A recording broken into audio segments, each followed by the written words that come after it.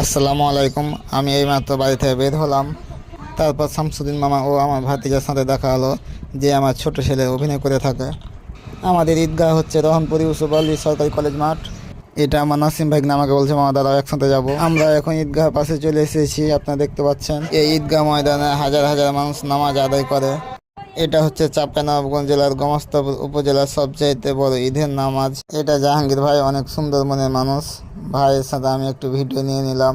আরে বাহ, তোকে লিয়ে লিনু, তুই ভাইরাল হয়ে যাবি। এটা আমার ন্যাংটাকালের বন্ধু দেলোয়ার, যা আমরা ক্লাস 1 থেকে এখন পর্যন্ত একসাথে লেখাপড়া করছি। এই ছোট ভাইয়েরা বলছিল আমাদের একটু নিয়ে না ভিডিওতে, আসলে তারা আমাকে অনেক ভালোবাসে। তারা কয়েকজন ছিল এবং অনেক আনন্দ করছিল। এই হচ্ছে এক ছোট ভাই, যার নাম আলামিন। নামাজ শেষে বাড়ির দিকে রওনা দিলাম। সাথে আছে আমার চাচাতো ভাই রনি। এটা আমার একমাত্র ছেলে। বিকালবেলা আমরা তিনজন একটু ঘুরতে বের হলাম। আমরা আজকে এখন রামদা শহরে প্রথম প্রান্তের দিকে এখন